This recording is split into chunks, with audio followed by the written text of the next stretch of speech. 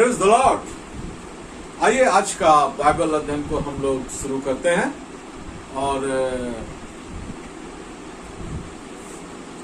हम लोग को पता है, मैंने आपको भेजा है कि आज का बाइबल अध्ययन का विषय क्या है। मूसा की 5 गंभीर गलतियां। और ये गलतियां थी कि पाप था, ये आगे चल के समझेंगे हम लोग। और इसके लिए हम लोग निकालेंगे निर्गमन 2 अध्याय 11 पद से लेकर 15 पद। ऐसा हुआ कि जब मूसा जवान हुआ और बाहर अपने भाई बंधुओं के पास जाकर उनके दुखों पर दृष्टि करने लगा, तब उसने देखा कि एक मिस्र जन उसके एक इब्री भाई को मार रहा। उसने इधर उधर देखा कि कोई नहीं है, तो उस मिस्री को मार डाला और बालू में छिपा दिया। फिर दूसरे दिन बाहर जाकर उसने देखा कि 2 इब्री पुरुष आपस में मारपीट कर रहे हैं। उनसे अपराधी से कहा, तू अपने भाई को क्यों मारता है? उसने कहा, किसने तुम्हें हम लोगों पर हाकिम और न्यायी ठहराया? जिस भांति तूने मिस्री को घात किया, क्या उसी भांति तू मुझे भी घात करना चाहता है? तब मूसा ये सोचकर डर गया, निश्चय वो बात खुल गई है। जब फिरौन ने ये बात सुनी, तब मूसा को घात करने की युक्ति की। आइए हम छोटी सी प्रार्थना करते हैं। हालेलुया, धन्यवाद, स्तुति, बड़ाई, प्रशंसा, महिमा आपका करते हैं। धन्यवाद देते हैं परमेश्वर पिता की सारी महान आशीषों के लिए। आज के लिए धन्यवाद देते हैं परमेश्वर पिता। आज का दिन आपने ठहराया, नियुक्त किया हमारे जीवन में कि हम बाइबल के वचन से कुछ अध्ययन करने सके, कुछ सीखने पाए, कुछ गंभीर बातों को अध्ययन करें और अपनी ज्ञान को बढ़ाने सके परमेश्वर के वचन के अनुसार से। और न सिर्फ ज्ञान को बढ़ाए बल्कि अपनी जिंदगी में अमल में लाने पाए, ताकि हम उस तरह की जिंदगी को जिए। और मूसा नबी ने जिस तरह की गलतियां अपने जीवन में की, उस तरह की गलतियां हम न दोहराएं।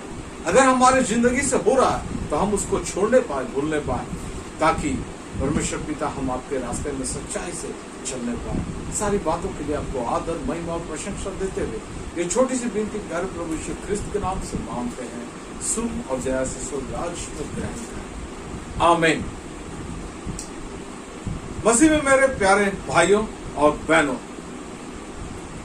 आज हम लोग सीख रहे हैं मूसा के द्वारा की गई 5 गंभीर गलतियां या कह ले पाप। लेकिन कुछ पाप की श्रेणी में नहीं थी, वो गलतियां थी। लेकिन कुछ गलती को परमेश्वर ने पाप की श्रेणी में रखा, कहा, और उसको हम समझेंगे कि वो क्या था और हम क्यों इसको सीखना चाहते हैं। हम लोग तो अच्छी बात को सीखना चाहते हैं। मूसा नबी कितना अच्छा था, कितना सुंदर था और कितना आज्ञा मानता था। हाँ बिल्कुल, उसको हम लोग सीखते हैं, सीखेंगे।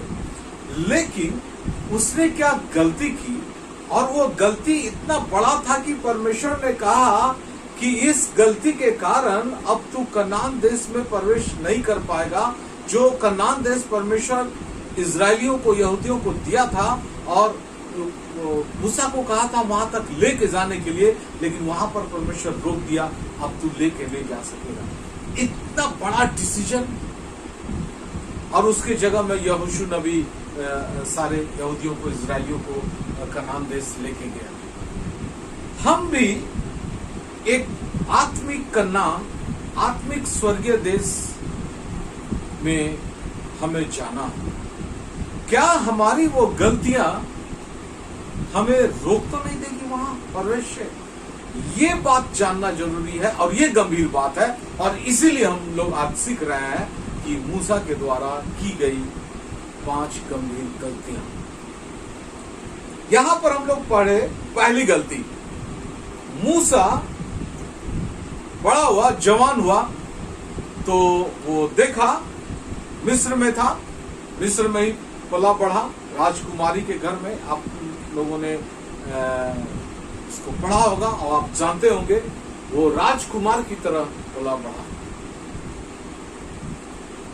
वो लोग जानते थे कि ये एक इब्री पुरुष है, इसके बावजूद राजकुमारी उसको अपने बेटे की तरफ पाली और वो एक राजकुमार की तरह पला। माने उनके जीवन में किसी तरह की कोई कमी घटी नहीं थी, ना खाना पीना था, ना कपड़ा लता था, लेकिन वो राजघराने का बुद्धि ज्ञान भी सीख रहा था और राजघराने में लड़ाई का जो किस तरीके से युद्ध लड़ा जाता उसको भी सीखा था।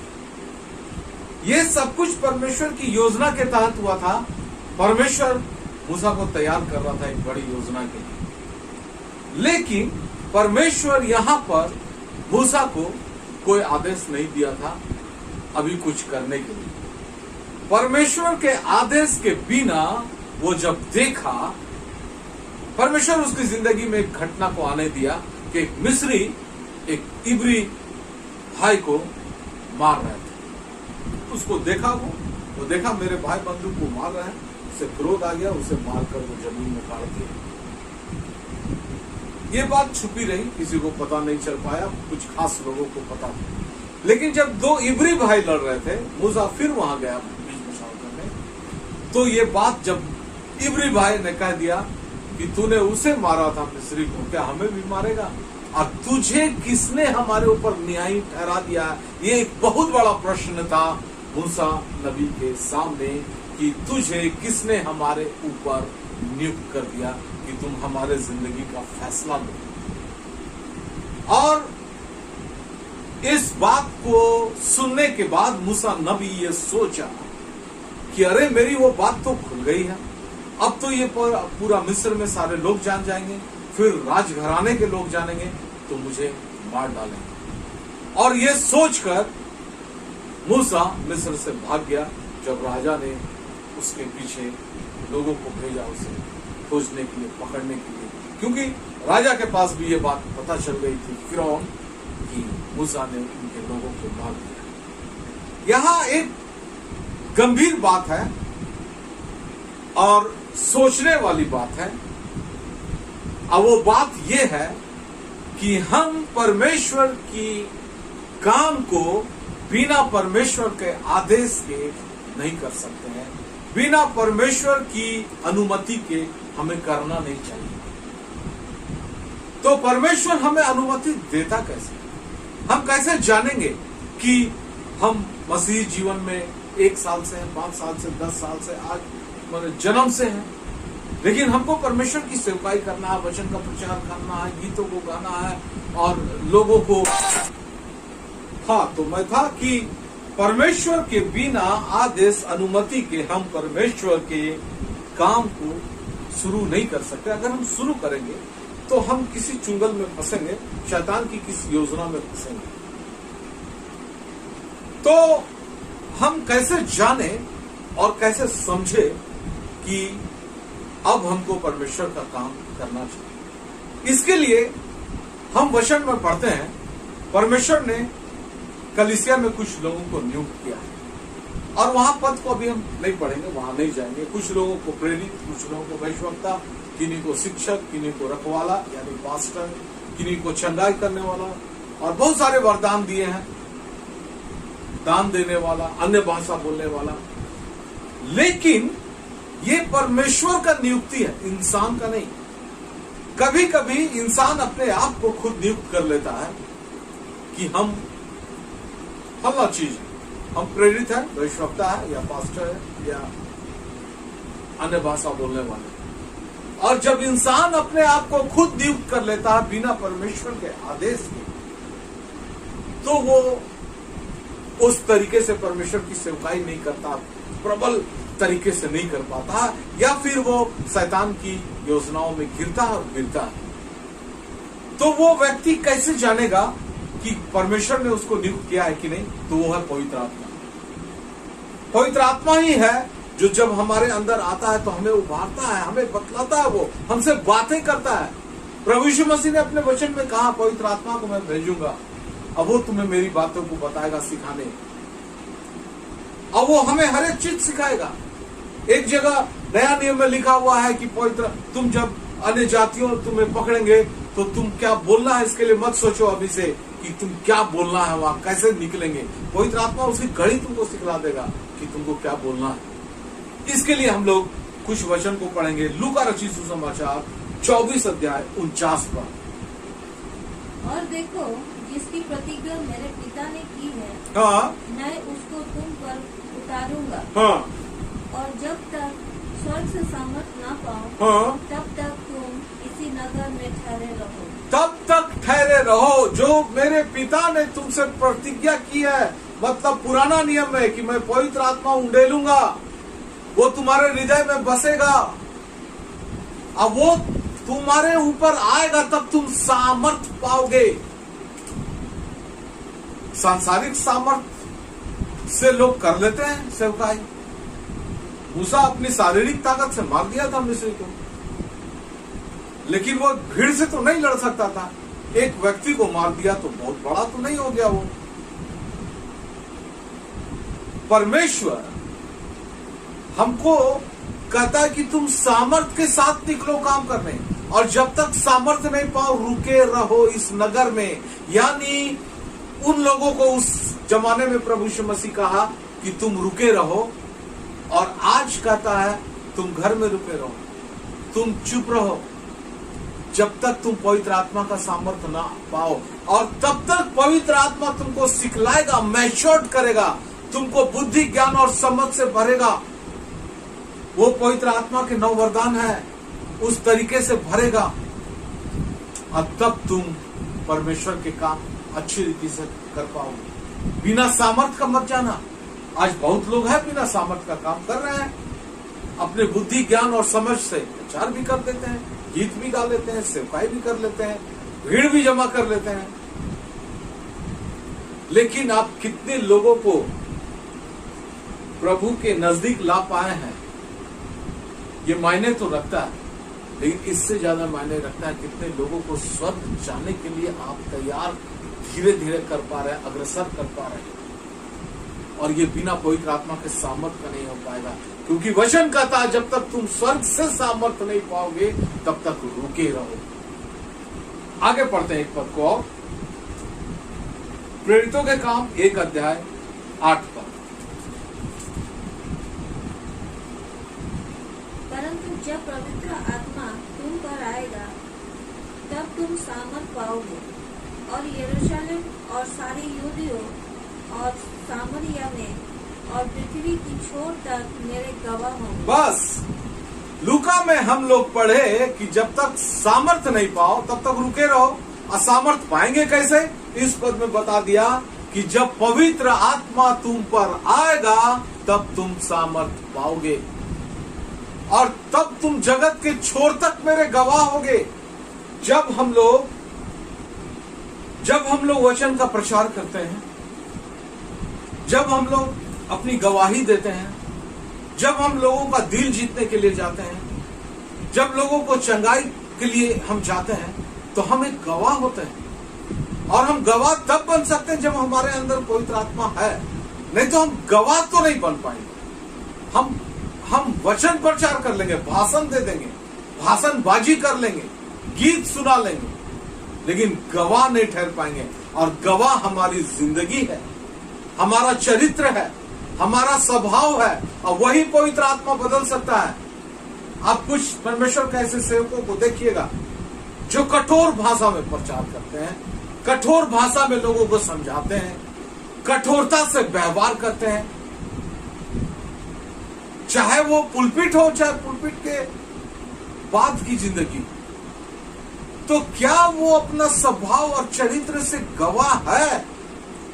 बिल्कुल है कि वो वचन को बता दिया, लेकिन गवाह तो नहीं है वो। और ये वचन कहता है कि पवित्र आत्मा आएगा तो तुम सामर्थ पाओगे, और वो तुम जगत के लिए गवाह बन पाओ, ऐसे तुम्हारे अंदर में परिवर्तन कर देगा। और मूसा अपने अंदर में वो परिवर्तन नहीं ला पाया था, इसीलिए परमेश्वर उस दिन तक उसको आदेश नहीं दिया। एक पद और पढ़ेंगे, प्रेरितों के काम 2 अध्याय को शुरू से जरा पढ़ना, हेडलाइन को पढ़ देना। पवित्र आत्मा का उतरना। जब पेंटिकुस्त का दिन आया तो वे सब एक जगह इकट्ठे थे। एकाएक आकाश से बड़ी आंधी सी सनसनाहट का शब्द हुआ हाँ, और उससे सारा घर जहाँ बैठे थे गूंज गया हाँ, और उन्हें आग की सी जीभ फटती हुई दिखाई दी हाँ, और उनमें से हर एक पर आ ठहरी। हाँ। बस ये था पवित्र आत्मा का उतरना। यीशु मसीह के स्वर्गारोहण के बाद चेलों का घबराए रहना, चुप रहना, शांत रहना, इकट्ठा होकर एक जगह चुपचाप रहना। और ये जब पवित्र आत्मा आया तो पूरे जबरदस्त ढंग से सारे चेलों के ऊपर और उस भीड़ जो उनके साथ था उनके ऊपर उतरा। और उसके बाद कहीं पर लिखा हुआ है ऊपर हेडलाइन में पतरस का संदेश, वहीं पर आगे में पढ़ो 14 पद में है। क्या हेडलाइन? पतरस का भाषण। पतरस का भाषण। ये पवित्र आत्मा उतरा और पतरस अपना संदेश आरंभ किया, उससे पहले नहीं किया।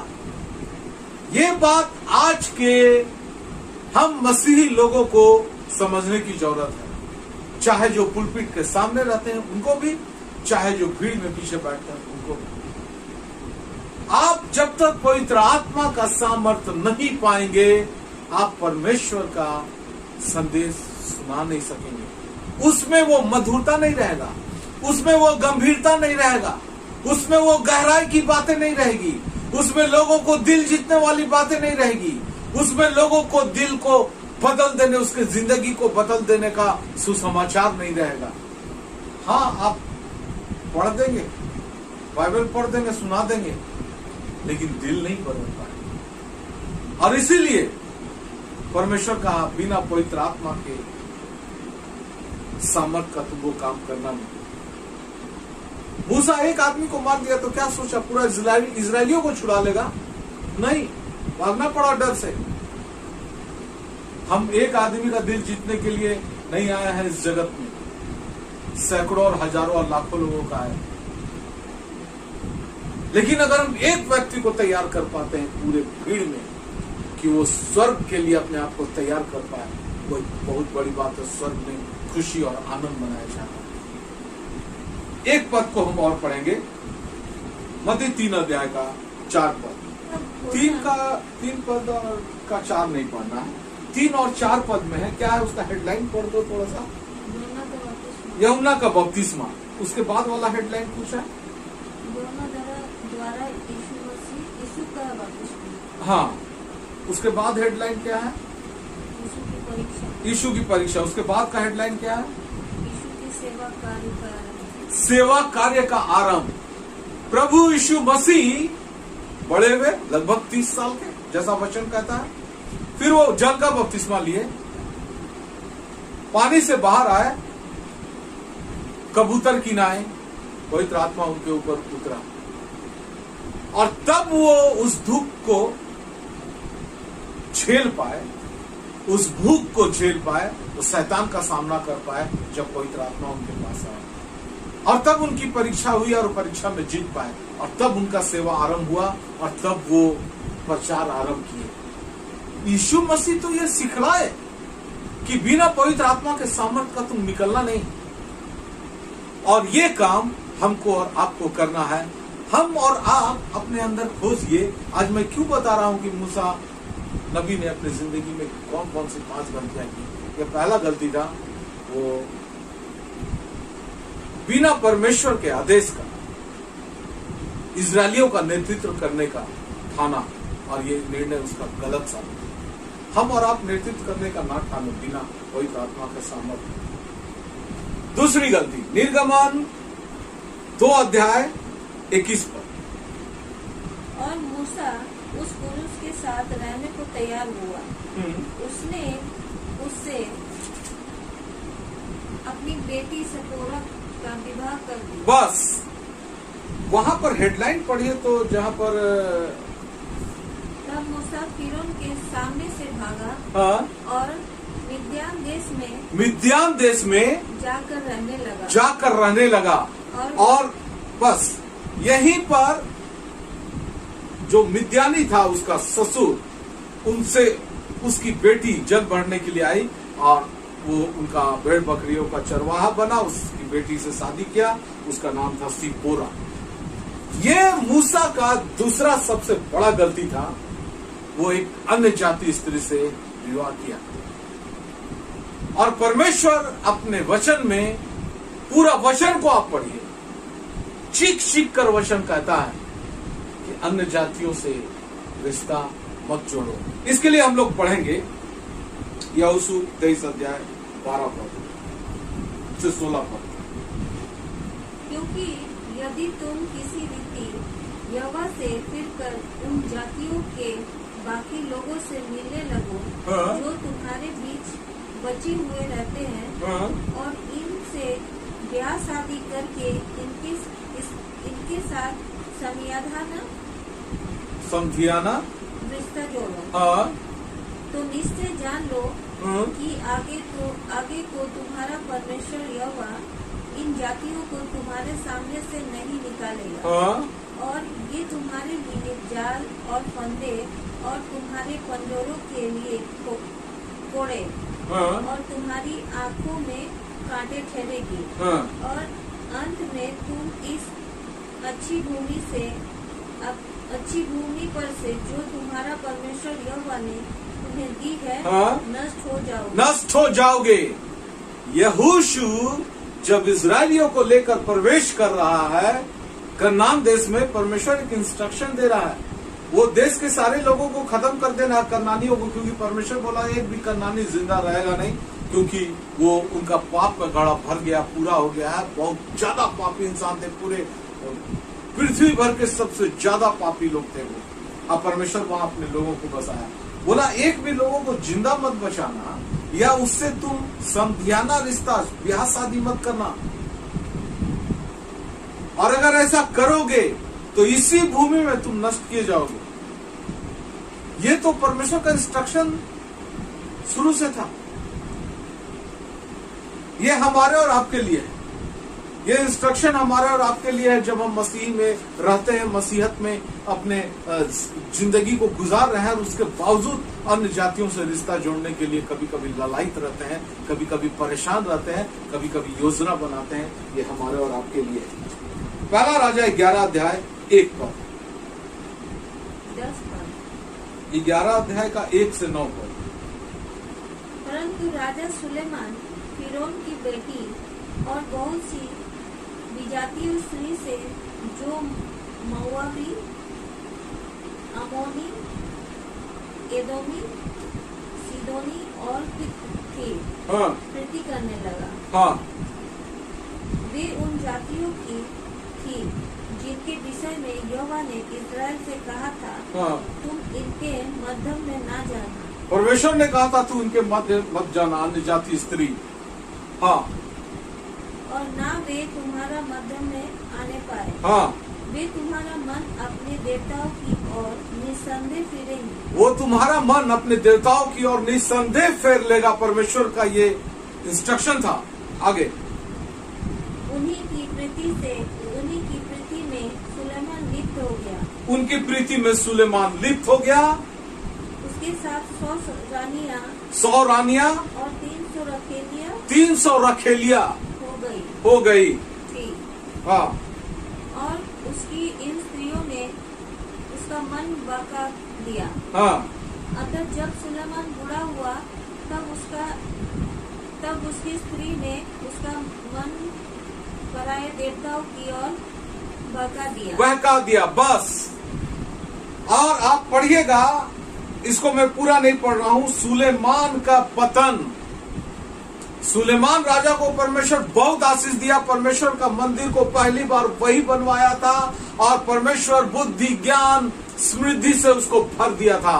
लेकिन अन्य जाति स्त्रियों से वो प्रीति करने लगा, प्रेम करने लगा, और इतनी ज्यादा शादियां की, इतना ज्यादा रखेलिया को रखा, और सब मिलकर उसका मन को अपने देवताओं की ओर लेके गया, और वहां से सुलेमान राजा का पतन हो गया। परमेश्वर का इंस्ट्रक्शन शुरू से रहा। न्यायों 14 से 16 पद में क्या किसका कहानी है, पूरा नहीं पढ़ेंगे। न्यायों 14 अध्याय, और तिम्ना नगरी का स्त्री, शमसन और तिम्ना नगर की स्त्री। और आगे आप पढ़िएगा शमसन और दलीला। ये कहानी बड़ा फेमस है, बच्चों को स्कूल में भी पढ़ाया जाता है।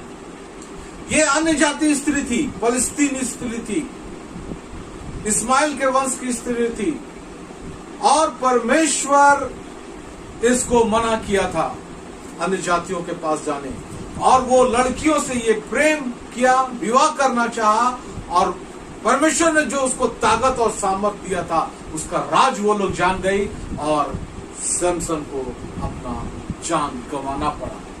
परमेश्वर का इंस्ट्रक्शन था, हर पल हर क्षण परमेश्वर का इंस्ट्रक्शन था। दूसरा कुरिन्थियों 6 अध्याय 14 पद, अविश्वासियों के साथ असमान जुए में न जुटो। अविश्वासियों के साथ असमान जुए में ना जूतो। क्योंकि धार्मिकता, बस परमेश्वर नया नियम में पौलुस कह रहा है कि तू अविश्वासियों के साथ तुम मेलजोल, ये नहीं कर रहा है कि तुम उनके साथ दोस्ती मत रखो, जान पहचान मत रखो, तब हम उससे वचन नहीं सुना पाएंगे। वो कह रहा है कि उससे रिश्ता मत जोड़ो। और ये बहुत ही इंपॉर्टेंट मैसेज है हम आपके लिए। ये तो जितना पद में पढ़ाया ये मूसा के गलती करने के बाद का, लेकिन कुछ पॉइंट को हम देखेंगे। उत्पत्ति 24 अध्याय का 1 पद से 4 पद तक पढ़िए। अब्राहम अब वृद्ध हो गया था, हाँ और उसकी आयु बहुत थी, हाँ और यहोवा ने सब बातों में उसको आशीष दी थी। हाँ अब्राहम ने अपने उस दास से जो उसके घर में दुनिया और उसकी सारी संपत्ति पर अधिकारी था, हाँ कहा, अपना हाथ मेरी जांघ के नीचे रख, हाँ और मुझसे आकाश और पृथ्वी के परमेश्वर यहोवा की इस विषय में शपथ था हाँ कि तू मेरे पुत्र के लिए कनानियों की लड़कियों में से जिनके बीच में रहता हूँ किसी को न लगाए। बस अब्राहम अपना दासों में जो सबसे मुख्य दास था उसको अपने बेटे इसहाक के लिए पत्नी खोजने भेजता है, और उसको खबरदार करता है कि तू कनानियों में से किसी को ना लाना, और मेरे घराने में जाओ, और वहीं से उसको शपथ दिलाता है।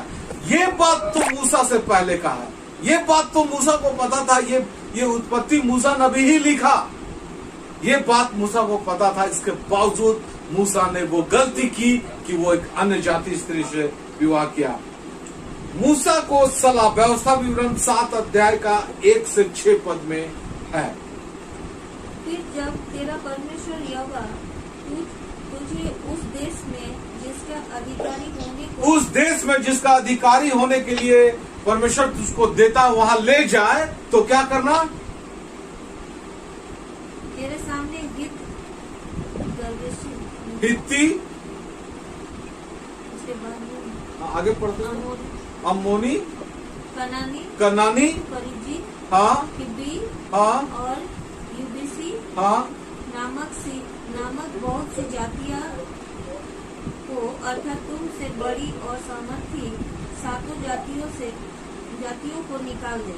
हाँ और तेरा परमेश्वर यहोवा उन्हें तेरे द्वारा हटा दे, हाँ और तू उन पर जय प्राप्त कर ले। हाँ तब उन्हें पूरी रीति से नष्ट कर डालना, हाँ उनसे ना बचा बनना, हाँ और ना उन पर दया करना, हाँ और ना उनसे ब्याह शादी करना। ना उनसे ब्याह शादी करना। ये इंस्ट्रक्शन मूसा नबी को परमेश्वर बहुत पहले दिया कि तुम जब उस देश में जाओगे तो उससे वाचा मत बांधना कनानियों से और जितने अन्य जाति लोग हैं, और ना उससे ब्याह शादी रचाना। ये इंस्ट्रक्शन देखिए, मैं आपको 4-5 जगह पढ़ा दिया। एक लास्ट है निर्गमन 34 अध्याय का 15 और 16 पद।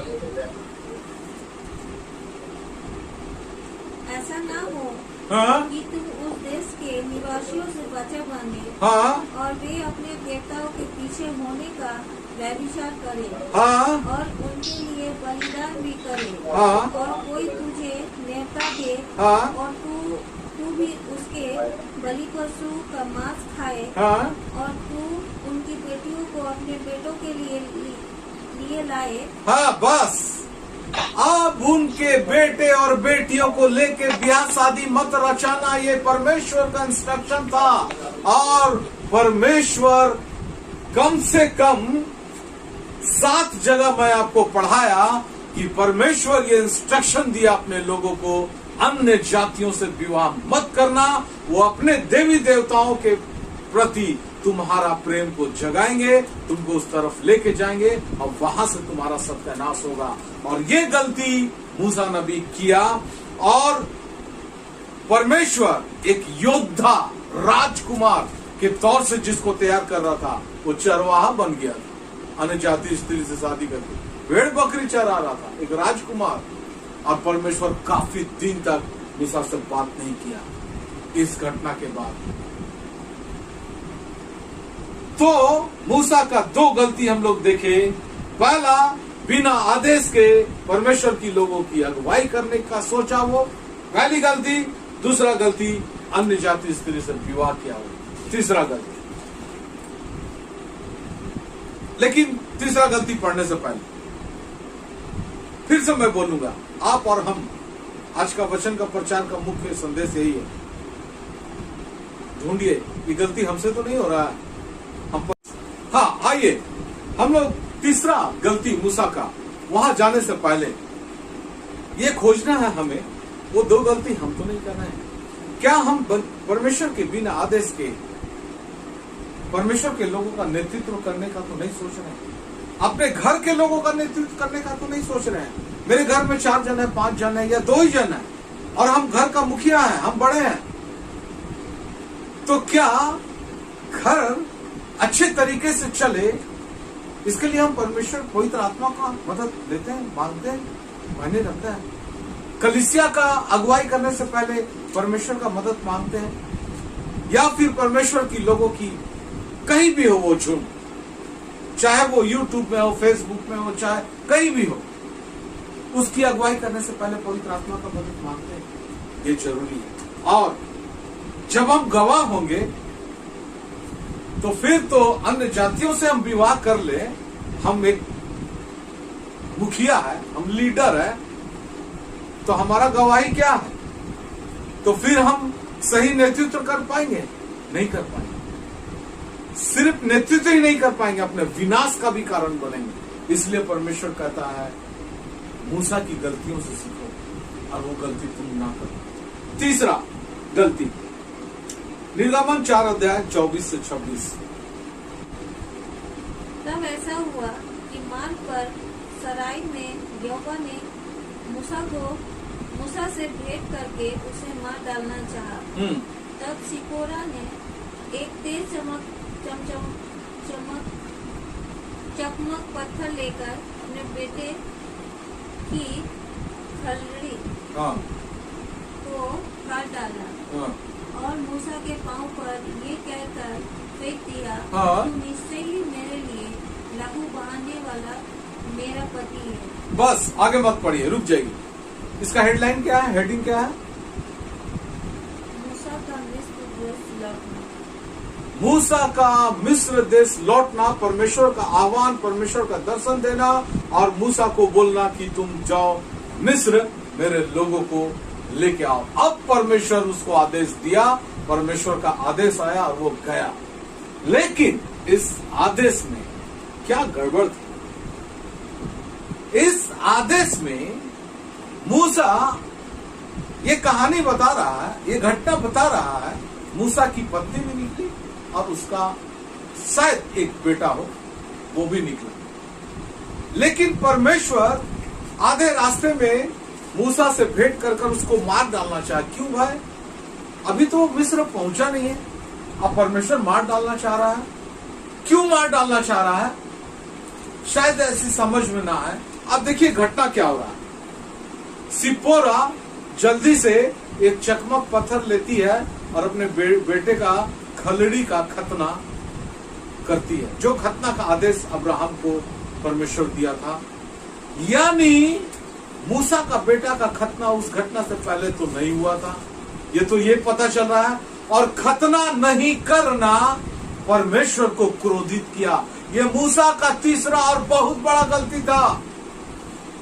वो तो उसको तो पता था कि ये अब्राहम को परमेश्वर ये आदेश दिया है सारे लोगों का खलड़ी का खतना करने के लिए। और आप अगर पढ़िएगा उत्पत्ति 17 अध्याय का 10 पद पढ़िए, 10 से 14।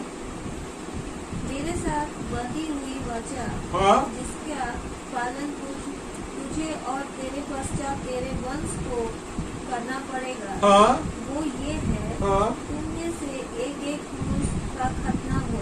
एक एक पुरुष का खतना हो, ये परमेश्वर का आदेश है। आगे, तुम अपनी अपनी खलड़ी का खतना करा लेना। हाँ, जो बच्चा मेरे और तुम्हारे बीच में है, उसका यही निश्चिन्ह होगा। हाँ, पीढ़ी पीढ़ी में केवल तेरे वंश ही के लोग नहीं, पर जो तेरे घर में उत्पन्न हो अथवा परदेशियों से रुपया देकर मोल लिया जाए, हाँ, ऐसा सब पुरुष भी जब 8 दिन के हो जाए तब उनका खतना कर दिया जाए। हाँ, जो तेरे घर में उत्पन्न हो अथवा तेरे रुपये से मोल लिया जाए, हाँ, उसका खतना अवश्य ही कर दिया जाए। हाँ, इस प्रकार मेरी बच्चा जिसका चिन्ह तुम्हारी देह में होगा, वो युग युग रहेगी। वो युग युग तक रहेगा। जो पुरुष खतना रहित रहे, जो पुरुष खतना रहित रहे, अर्थात जिसकी खलड़ी का खतना ना हो, वो प्राणी अपने लोगों में से नष्ट किया जाए। वो प्राणी अपने लोगों में से नष्ट किया जाएगा। बस ये तो परमेश्वर का आदेश अब्राहम को मिला, ये तो मूसा को पता था, तो वो अपना बच्चा का खतना क्यों नहीं कराया था? और नहीं कराया था और उसको लेकर मिस्र जा रहा था। परमेश्वर का क्रोधित होना लाजमी था। यानी हम और आप परमेश्वर का कार्य करते हैं घर पे, अपने पति के साथ, पत्नी के साथ, बच्चों के साथ, माता पिता के साथ, भाई बहनों के साथ, पड़ोसियों के साथ, दोस्तों के साथ परमेश्वर का वचन का सेवकाई करते हैं, या फिर कलीसिया में करते हैं। तो क्या हम इस बात पे ध्यान देते हैं? क्योंकि मेरे पिछले प्रचार में आप सुने होंगे कि अब मसीह का खतना आ गया, कुलुसियों 2 अध्याय का 11 पद। तो क्या वो वाला खतना हम और आप कराए हैं? कुलुसियों 2:11। उसी में तुम्हारा ऐसा खतना हुआ है, तुम्हारा ऐसा खतना हुआ है जो हाथ से नहीं होता, अर्थात मसीह का खतना, जिससे शारीरिक देह उतार दी जाती है, और उसी के साथ बपतिस्मा में गाड़े गए, और उसी में से परमेश्वर की सामर्थ से विश्वास करके जी भी उठे, जिसने उसको मरे हुओं में से जिलाया, उसके साथ भी उठे, जी उठे। यानी बपतिस्मा लेने के बाद परमेश्वर का कार्य करना है।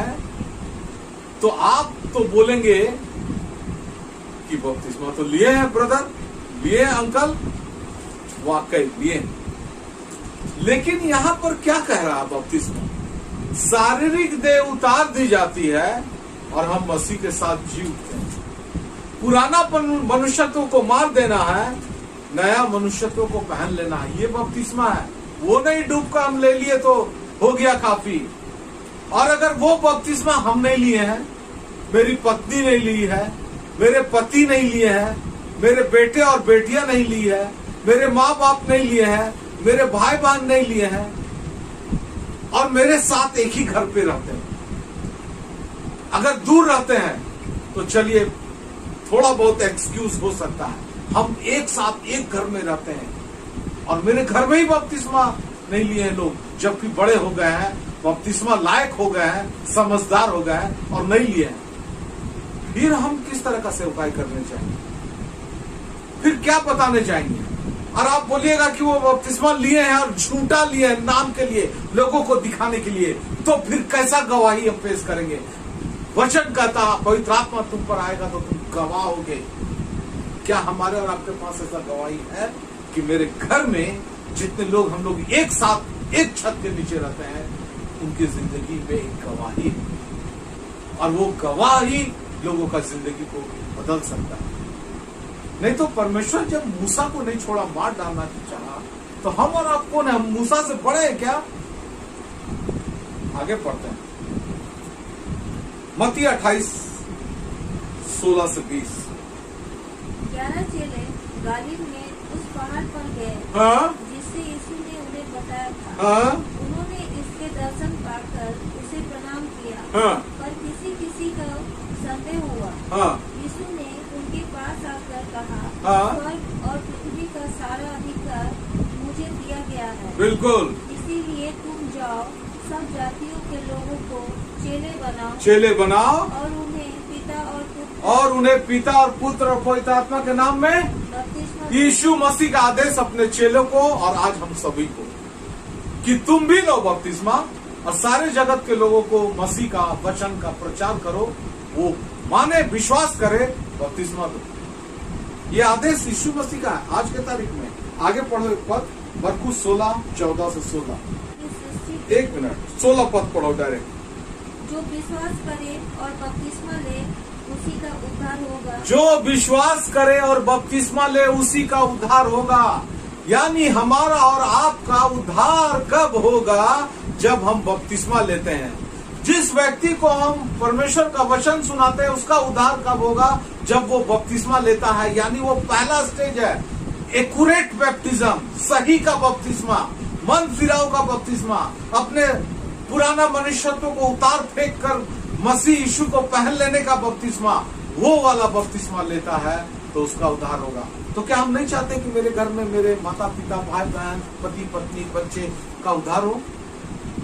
जब हम अपने घर में उद्धार के बारे में नहीं सोच रहे हैं, तो जगत के लोगों को उद्धार के बारे में कैसे सिखा सकते हैं?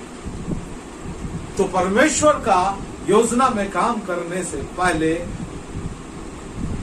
पवित्र आत्मा का भरना जरूरी है और बपतिस्मा जरूरी है। वो गलतियां जो मूसा किया था, वो गलतियां हम ना करें, ये जरूरी है। चौथा गलती, निर्गमन 32 अध्याय का 19 पद। छावनी के पास आते ही मूसा को वो बछड़ा और नाचना दिखाई पड़ा। तब मूसा का कोप भड़क उठा। उसने टेकियों को अपने हाथों से पर्वत के नीचे पटक कर तोड़ डाला। बस आप और हम अच्छी तरह जानते हैं परमेश्वर ने 10 आज्ञा मूसा को उस पहाड़ में बुलाकर दिया। वो तख्तियां जो थी पत्थर की, वो परमेश्वर दिया था। उसमें जो 10 आज्ञा लिखा हुआ था वो परमेश्वर लिखा था उसमें। आप इसको पढ़ लीजिएगा वचन, मैं निकाल के नहीं दिखा रहा हुआ। और परमेश्वर ने कहा जाके नीचे देखो तुम्हारे लोग बिगड़ गए हैं, और हारून और उस भीड़ को वो एक मूर्ति बनाकर उसे पूज रहे थे, नाच गा रहे थे। इसको देखकर मूसा का क्रोध भड़क उठा और उसी तख्ती को जो परमेश्वर दिया था पटक कर वो तोड़ दिया। ये मूसा का चौथा गलती। क्या हम और आप, मेरे घर में कोई गलती करता है, पति गलती किया तब, पत्नी गलती की तब, बच्चे गलती किए तब, माँ बाप गलती किए तब, क्रोध में आकर कोई ऐसा निर्णय ले लेते हैं कि पूरा घर नष्ट हो जाता है, पूरा घर बिखर जाता है। वचन कहता है क्रोध तो करो पर पाप ना करो। आप पढ़ेंगे इफिसियों 4 का 26 या 27 में कहीं लिखा, क्रोध तो करो पर पाप मत करो। क्रोध तो करो पर पाप मत करो। और यहाँ मूसा अपने क्रोध को अपने वश पे नहीं रख पाया। निश्चय वो लोग बहुत बड़ा गलती किए थे, निश्चय। आप एक चीज देखिएगा कि जितनी गलतियां मूसा करते जा रहा है, परमेश्वर उसको क्षमा भी करते जा रहा है, मौका दिया। और इस चौथा गलती तक परमेश्वर क्षमा किया, और ये तख्ती परमेश्वर फिर दोबारा दिया मूसा को उस पर्वत में बुला। ठीक इसी तरीके से। लेकिन यहां पर ये बहुत बड़ा गलती किया था। आप और हम याद रखें, क्रोध करें लेकिन पाप नहीं करें। बाइबल में लिखा है तुम्हारा क्रोध सूर्य अस्त से पहले ठंडा हो जाना चाहिए। माने कि तुम क्रोध तो आएगा, मेरे बच्चा गलती किया है, पति गलती किया है, पत्नी गलती की है, या घर का कोई और सदस्य गलती किया, क्रोध तो आता है, बिल्कुल ये लाजमी है क्रोध आना। क्रोध में हम डांट देते हैं, क्रोध में हम छड़ी लगा देते हैं, लेकिन हमसे कोई इतना बड़ा सजा नहीं हो जाना चाहिए, कोई इतना बड़ा गलती नहीं हो जाना चाहिए कि वो विद्रोह कर दे, वो घर से भाग जाए, वो छोड़ने छाड़ने की बात हो जाए, अलग होने की बात हो जाए। इतना बड़ा डिसीजन नहीं लेंगे। और ये मूसा का चौथा गलती था। और 8:15 पार हो गया। मैं थोड़ा सा समेटना चाहूंगा जल्दी जल्दी वचन को। और ये मूसा का 4 गलती आप क्या समझ रहे हैं? आप कुछ इसको सीख रहे हैं, समझ रहे हैं? ये गलती क्या हमारे और आपकी जिंदगी में हो रहा है? और अगर हो रहा है तो कृपया मेरे भाइयों, बहनों, बच्चों और दोस्तों, हमको और आपको आज इससे दूर हटने की जरूरत है। इन गलतियों को छोड़ने की जरूरत है, इन गलतियों को मिटाने की जरूरत है, इन गलतियों को भूल जाने की जरूरत है। परमेश्वर अवश्य माफ करेगा, अवश्य माफ करेगा। जब मूसा को माफ किया, हमको और आपको भी करेगा। लेकिन कुछ गलतियां होती है जो बहुत बड़ी होती है, बार बार रिपीट होती है, लगातार होती है, और फिर हम और आप नहीं जानते हैं परमेश्वर कब और कितनी बार माफ करेगा। कुछ गंभीर गलतियां हो जाती है। आइए हम लोग देखते हैं मूसा के द्वारा की गई 5वीं गलती। और उस 5वीं गलती से पहले लिखा हुआ पाप, गिनती 20 अध्याय का 1 से 13 में वो हेडलाइन क्या लिखा हुआ है? मूसा और हारून का पाप और उस पाप का दंड। मूसा और हारून का पाप और उस पाप का दंड। अब ये गलती नहीं रहा, ये पाप था और ये परमेश्वर का वचन कर रहा है। अब इस गलती को हम समझने की कोशिश करेंगे कि ये वाला गलती पाप क्यों था और अब परमेश्वर क्यों नहीं माफ किया मूसा को और उसको दंड मिला। लेकिन परमेश्वर उसको माफ किया क्योंकि नया नियम में बहुत बार पढ़े, यीशु मसीह से भेंट करने मूसा आया और मूसा आज स्वर्ग में है, हम जानते हैं। और परमेश्वर अपने पास बुला लिया क्योंकि एक बहुत बड़ी योजना के लिए परमेश्वर उसको अलग किया था, चुना था, और परमेश्वर उससे बहुत प्रेम करता था। परमेश्वर उससे आमने सामने बातें करता था, वो परमेश्वर का दोस्त था। लेकिन इस गलती के लिए परमेश्वर उसको एक दंड दिया कि तुम कनान नहीं जाओगे। लेकिन आप 20 का 1 अध्याय से पढ़िए, जहां पर लिखा है चट्टान को 2 बार मारी, वो वाला पद निकालिए। एक मिनट, अब 20 का 7 पढ़िए।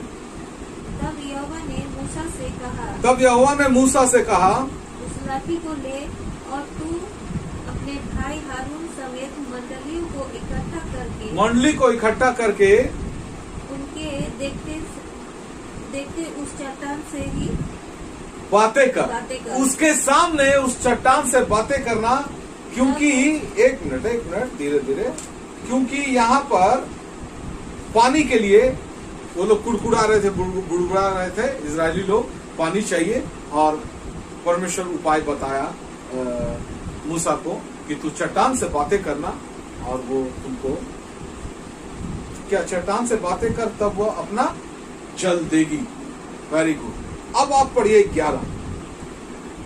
तब मूसा ने हाथ उठाकर लाठी चट्टान पर 2 बार मारी और उसमें से बहुत पानी फूट निकला। बस। लेकिन मूसा क्रोध में था, गुस्सा में था, और वो चट्टान से बात नहीं किया, बल्कि 2 बार मारा लाठी से, लेकिन पानी फिर भी निकला। एक प्रचारक को, एक परमेश्वर के दास को मैं टीवी में, ये यूट्यूब में सुन रहा था, वो बड़ा अच्छा बात बोले कि जब ये मूसा का गलती था तो फिर पानी तो नहीं निकलना था, परमेश्वर पानी क्यों निकाला? तो परमेश्वर का सेवक गलती किया, परमेश्वर सेवक को दंड दिया। लेकिन वो भीड़ का तो, मंडली का तो गलती था नहीं, तो मंडली तो प्यासा था, वो प्यास से मन में परमेश्वर देता नहीं, तो पानी तो निकलना तय था। वही आज होता है आज परमेश्वर के कुछ दास है, सेवक है, चंगाई करते हैं, प्रार्थना करते हैं, आश्चर्य कर्म करते हैं, बिल्कुल होता है। वो गलत होते हैं तो भी होता है, क्योंकि वो गलत है, परमेश्वर उसको दंड दे देगा। जितने सेवक है, अगर वो गलत है, परमेश्वर उनको दंड देगा, उनको सुधारेगा। लेकिन वो भीड़ जो परमेश्वर पर विश्वास करके चंगाई के लिए आई है, उसका तो गलती यहां नहीं है। तो चंगाई तो वहां परमेश्वर करता है, ना कि वो व्यक्ति करता है। तो चंगाई तो होगा, लेकिन इस गलती के बाद आगे पढ़ो 12 पद। परंतु मूसा और हारून से यहोवा ने कहा, हाँ, तुमने जो मुझ पर विश्वास नहीं किया तुमने जो मुझ पर विश्वास नहीं किया और मुझे इसराइलियों की दृष्टि में पवित्र नहीं ठहराया, और मुझे इसराइलियों की दृष्टि में पवित्र नहीं ठहराया, इसीलिए तुम इस मंडली को उस देश में पहुंचाने न पाओगे। अब तुम इस मंडली को, उस भीड़ को, इजरायलियों को, इस झुंड को उस कनान देश में पहुंचाने नहीं पाओगे जिसे मैंने उन्हें दिया। जिसे मैंने उन्हें दिया है। बस इतना बड़ा दंड। अब परमेश्वर तो इसी बात के लिए मूसा को चुना था कि मिस्र से निकाल के लाएगा, कनान देश में पहुंचाएगा। इसके बाद मूसा, परमेश्वर डिसीजन लिया कि मूसा और हारून नहीं जाएगा, और ना उनको तो वहां दंड दिया, लेकिन वो भीड़ भी नहीं गया। यहोशू और कालेब गया, अब बड़े पुरुष एक भी नहीं गए, और बाकी छोटे बच्चे। इतना बड़ा दंड। देखिए, मैं आपको समझाने का कोशिश कर रहा हूं। यहाँ पर 2-3 बात है। एक, तूने परमेश्वर पर विश्वास नहीं किया। दूसरा, तूने पवित्र नहीं ठहराया। मूसा क्रोधवश ऐसा किया। आप एक पद नहीं निकालिएगा, निर्गमन 17 अध्याय में है, आप पढ़ लीजिएगा। उस समय परमेश्वर मूसा को चट्टान से पानी निकालने के लिए बोल चुका। एक बार पहले ये घटना हुई, और चट्टान में मारने ही कहा था, और मूसा मारा, अब पानी निकला। उस दिन मारने बोला था परमेश्वर, आज मारने नहीं बोला, आज बात करने बोला। लेकिन परमेश्वर का आदेश का पालन वो कर रहा है कि नहीं, ये तो भीड़ देख रही थी ना। भीड़ तो देखा कि परमेश्वर बोला बात करो, भीड़ ये देखा कि मूसा मार दिया। यानी परमेश्वर की बात का अवहेलना किया, यानी वो परमेश्वर को इज्जत नहीं दिया, सम्मान नहीं दिया। लोगों के सामने, झुंड के सामने। हम और आप कभी कभी ऐसा करते हैं अपने घर पे, अपनी कलीसिया में। परमेश्वर जिस तरीके का आदेश दिया है कलीसिया को चलाने के लिए, जिस तरीके का परमेश्वर आदेश दिया है घर को चलाने के लिए, उस तरीके से नहीं चलाकर हम डॉक्ट्रिन के हिसाब से चलाते हैं। जिस डॉक्ट्रिन में रहते हैं, जिस मिशनरी के अंडर में रहते हैं, उस मिशनरी के हिसाब से चलाते हैं, और परमेश्वर का सच्चा और जीवता वचन को भूल जाते हैं, पलट देते हैं, उससे विपरीत चले जाते हैं। ये बहुत गलत हो रहा है विश्व में, बहुत सारी मंडलियों में। घर में भी हम करते हैं क्रोधवश। आप पढ़िएगा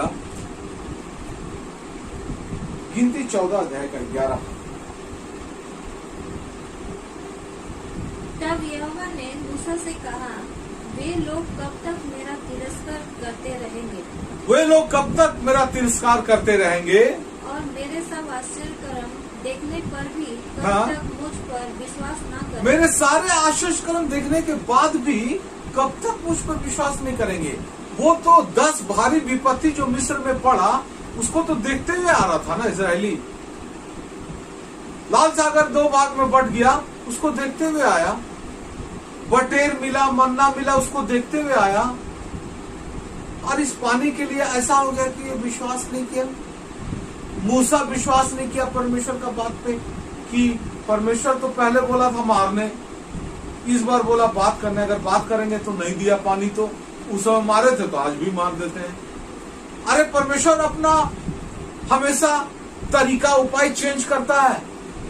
वो परमेश्वर जानता है कब क्या, किस तरीके से हमको काम करना है। और अगर हम परमेश्वर पे बने रहेंगे तो हम उस योजनाओं को समझ पाएंगे, जान पाएंगे, और उस हिसाब से काम कर पाएंगे। तो विश्वास तो पक्का बना के रखना होगा। व्यवस्था 19:2 पर, मैं यहोवा पवित्र हूँ। इस्राएलियों की सारी मंडली से कह कि तुम पवित्र बने रहो, क्योंकि मैं तुम्हारा परमेश्वर यहोवा पवित्र हूँ। मैं यहोवा पवित्र हूँ और तुम पवित्र बने रहो। यानी बस कीजिए, यानी हमारा पवित्र रहना परमेश्वर को पवित्र ठहराना है। यहाँ क्या लिखा, ये बहुत बड़ा गलती है हम मसीहों के लिए, बहुत बड़ा गलती जो है ये पाप है जब हम यहोवा को पवित्र नहीं ठहराते हैं। किस तरीके का गलती हम करते हैं? जब हम अपने आप को पवित्र नहीं करते हैं, जब हम अपने घर में गाली गलौज करते हैं, गंदी गंदी बातें करते हैं, नशा का सामान खाते हैं और बहुत तरह की दुनियावी कामों को करते हैं, तो जब हम अपने आप को पवित्र नहीं रखे तो हम अपने परमेश्वर को पवित्र नहीं ठहरा रहे, तो परमेश्वर तो दंड देगा। परमेश्वर को पवित्र कैसे ठहरा सकते हैं? जब हम अपने आप को पवित्र रखेंगे। ये समझाना चाह रहा है ये संदेश, और ये प्रार्थना को हम करते हैं। मत्ती 6 अध्याय का 9 पद में पढ़िएगा। अतः तुम इस रीति से प्रार्थना किया करो, इस रीति से प्रार्थना किया करो, हे हमारे पिता, हे हमारे पिता, तू जो स्वर्ग में है, तेरा नाम पवित्र माना जाए। कैसे माना जाए? तेरी राज्य आवे। बस हम लोग सोचते हैं कभी कभी कि हम खाली इतना बोल दिए कि तेरा नाम पवित्र माना जाए तो हो गया। कौन मानेगा? कैसे माना जाएगा? स्वर्गदूत आके करेंगे, परमेश्वर आके खुद करेगा, वो तो करेगा ही। लेकिन हमारा और आपका कुछ फर्ज बनता, कुछ हमको अधिक काम सौंपा गया परमेश्वर की तरफ से। तुम अपने आप को पवित्र रख के परमेश्वर को पवित्र ठहरा सकते हो। तुम अब पवित्र होकर जगत में परमेश्वर का प्रचार करते हो तो तुम परमेश्वर को अपवित्र ठहराते हो। तुम्हारे अंदर क्रोध है, तुम्हारे अंदर कठोरता है, तुम्हारे अंदर में बुरी अभिलाषाएं है, तुम हमेशा दूसरे को दोष देते हो, सारे जगत को दोषी ठहराते हो, सिर्फ अपने आप को सही ठहराते हो। ये क्या कर रहे हो? तुम परमेश्वर को पवित्र नहीं ठहरा रहे हो। गंभीर विषय है मेरे प्यारे भाइयों, बहनों, बच्चों, दोस्तों।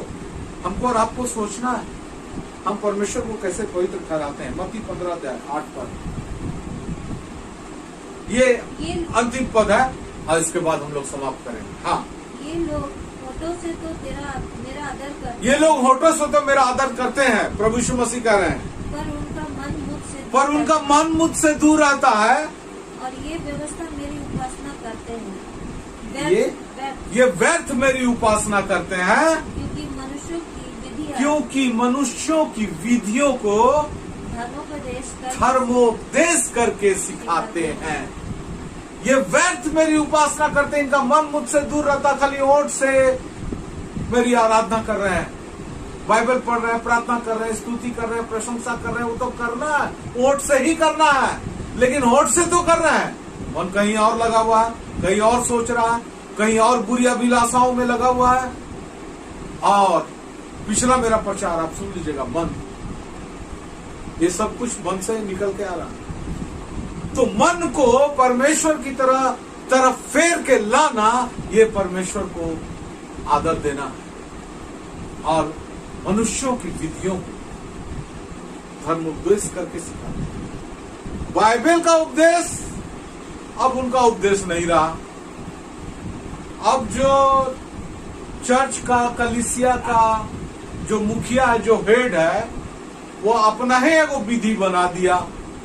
उनका जो मिशन है वो अपना ही एगो डॉक्ट्रिन ला दिया, जो बाइबल से तो मैच ही नहीं कर रहा, लेकिन लोगों को मानने के लिए मजबूर किया जा रहा है और लोगों को मनवाया जा रहा है। लोग मानते भी।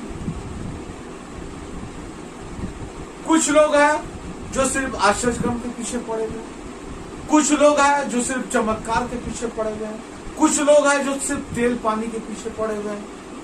वचन वहां नहीं पड़े। तो परमेश्वर को आदर देना मन से होगा, अपने आप को पवित्र रख के देना होगा। मसीह में मेरे प्रिय भाइयों और बहनों और बच्चों, आज का प्रचार समाप्त हो गया, लेकिन ये मूसा के 5 गलतियां थी, और याद रखिए 5 को मैं बता देता हूं, हमको और आपको ये जिंदगी में कभी करना नहीं। पहला, परमेश्वर के बिना आदेश का, परमेश्वर के लोगों का अगुवाई मूसा किया। हमको और आपको जब तक पवित्र आत्मा सामर्थ्य नहीं देता, अगुवाई नहीं करना। दूसरा, अन्य जाति स्त्री सिप्पोरा से मूसा शादी किया। हमको अन्य जातियों से संबंध, रिश्ता नहीं जोड़ना, इससे बचना है, परमेश्वर क्रोधित होगा। तीसरा, अपने पुत्र का खतना नहीं किया सारा कुछ जानने के बावजूद। तो क्या हम अपने घर में अपने पति को, अपनी पत्नी को, अपने बाल बच्चों को प्रेरित करते हैं बपतिस्मा लेने के लिए? अपने बूढ़े माँ बाप को, अपने नाती पोता को तैयार करते हैं सिर्फ शारीरिक दिखावा के लिए, मन को फिराने के लिए, मन को बदलने के लिए बपतिस्मा? और ये जरूरी था। परमेश्वर क्रोधित होकर मूसा को मार डालना चाह रहा था, लेकिन तुरंत उसकी पत्नी बहुत बुद्धिमानी और चालाकी से काम ली। वो समझ गई परमेश्वर क्यों ऐसा कर रहा है, क्रोधित हुआ, और वो उसका खतना कर दी और बच गया मौत से। हम और आप सच्चा मन फिराव का बपतिस्मा लेके अपने आप को बचा सकते। चौथा गलती, 10 आज्ञा को पटक कर तोड़ देना। हम क्रोध में आते हैं और बाइबल को फेंक देते हैं, बाइबल के वचन को फेंक देते हैं। बोलता है परमेश्वर ऐसा बोला है तो बोला होगा, ठीक है, हम नहीं मानते, या हम मानेंगे बाद में जब देखा जाएगा, आज तो नहीं मानेंगे। परमेश्वर का दुश्मनों से प्रेम कर, लेकिन अभी तो हमसे होगा नहीं, मेरे स्वभाव में ही नहीं है वो दुश्मन से प्रेम करना। अभी हम वचन को नहीं मानेंगे, पटक कर तोड़ देते हैं वचन। जब मेरा बुढ़ापा आएगा, उम्र ढल जाएगा, तब मानेंगे, भले। ये गलती नहीं करना। पांचवा, परमेश्वर की बात का अवहेलना। परमेश्वर बोला चट्टान से बात करो तो वो पानी देगा, तो मारा, और वो भी 2 बार मारा। वो परमेश्वर के लोगों के सामने परमेश्वर को पवित्र नहीं ठहराया। और हम और आप परमेश्वर को पवित्र नहीं ठहराते हैं अपने स्वभाव के द्वारा, चरित्र के द्वारा, अपने क्रोध के द्वारा, अपने पारिवारिक जीवन के द्वारा, अपनी कलीसियाई जीवन के द्वारा। हमको और आपको आज सुधरने और बदलने की जरूरत है। मेरे मसीही प्रिय भाइयों बहनों बच्चों, 5 गलती जीवन में कभी ना करें। परमेश्वर जब मूसा को नहीं छोड़ा तो आपको भी नहीं छोड़ा। परमेश्वर इस वचन के द्वारा हम सबों को, आप सबों को बहुतायत आशीषों से भरे, और हम प्रार्थना करें अपने लिए, एक दूसरे के लिए, कि हमारे जीवन के द्वारा ये 5 गलतियां ना हो।